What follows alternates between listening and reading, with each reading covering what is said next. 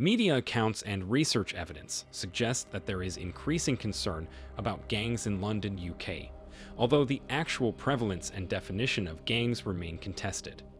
The House of Commons Home Affairs Committee reports that a proportionally higher number of gangs, with a greater sense of territorialism among them, have redefined existing territorial rivalries along London's sheer number of postcode areas and natural geographical boundaries. In this video, we are going to discuss how London street gangs actually work.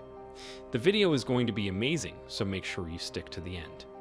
Before starting the video, be sure to smash the like button and subscribe to never miss out on any of our videos. Following a series of high-profile teenage homicides in 2007 and 2008, former Metropolitan Police Service Commissioner Sir Ian Blair labeled gang-related youth violence as the biggest threat facing the capital after terrorism. The idea behind the Hackney Integrated Gangs Unit, set up 10 years ago, was to bring all the people involved in working with gang crime together. Information is shared between the police, probation officers, youth offending workers, and mentors, who are often ex-gang members, and they all sit in the same office. There is also someone from the Department for Work and Pensions to help with jobs and benefits. Staff at the unit offer all kinds of support for young people in the community, from holding their hand at a doctor's appointment to booking taxis to take them to school. Omar Sharif was involved in gang activity in London. He says his involvement began at 13 years old when he was approached by a gang member. He speaks to Insider about London gangs and how they operate. Since leaving the gang, Omar has inspired others toward positive change. He is now a sought-after motivational speaker, life coach, and youth worker. He has also worked with large corporations and leaders. Omar is the recipient of the Prince's Trust Young Achiever of the Year Award and the Pride of Britain Award for his impact on youth services. Several British scholars caution against a focus on gangs, in the view that the label itself is so dangerously leveraged by American ideology and policy prescription that it can neither be translated or meaningfully used in the British context. Euphemistic alternatives, such as delinquent youth groups or troublesome youth groups, meanwhile, appear no less ambiguous or ill-defined. The issue is not new.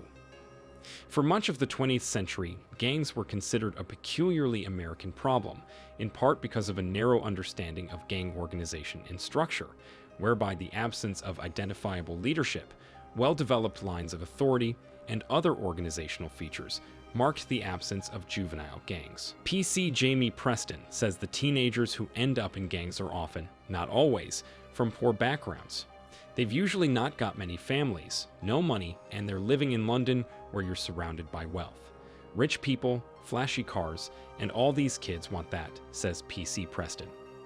You've got young males from estates who've probably got a single-parent income, living in horrible conditions, no money. They see these older males with thousands of pounds in their pockets, and they ask them to do something and give them money for it. It's a no-brainer, of course. They're going to do it, and this is how they get exploited. Yusuf's mentor, part of the team at the unit, fills in on some of his backgrounds. He's been run over by a rival gang, caught with a sword, and found in a house where drugs were being sold in Devon. He's been arrested a number of times. Youth worker Damien Roberts says, he's put himself in that limelight. He wants everyone to know he's a very aggressive young man. He's putting fear in other people's minds. He's becoming very aggressive in this culture. To help resolve the Eurogang paradox and enhance comparative street gang research, Klein developed the consensus Eurogang definition, which states a street gang is any durable, street-oriented youth group whose own identity includes involvement in illegal activity. To address certain limitations, such as the treatment of outcomes, egg durability, and strategies, egg street orientation, as invariable features, however, Klein supplements his definition with a comprehensive gang typology of structural characteristics such as size, subgrouping, and age range.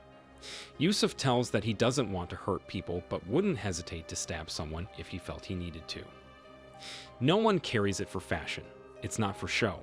For me, it's for my defense. If the time came, I'd 100% be prepared to use it. It's either me or them. I'd rather be in jail than dead, that's the reality. Carrying a weapon makes him feel powerful, he admits, like Superman, until it's time to run. Yuzof's gang is his family, and he'd do anything to protect them. I'm not saying I've stabbed someone, but in the future or whatever, I've got their back. Only when a gang goes public are the original investors rewarded.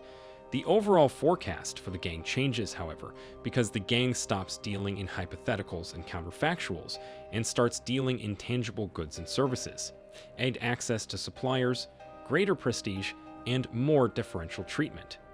Recruits, in turn, may no longer be investors willing to defer gratification, but rather consumers seeking immediate gratification without any of the costs. Let us know your opinion in the comments section below. This was all for today. Hope you liked the video. Do not forget to subscribe to our YouTube channel. Stay safe, and we will be back soon with another video.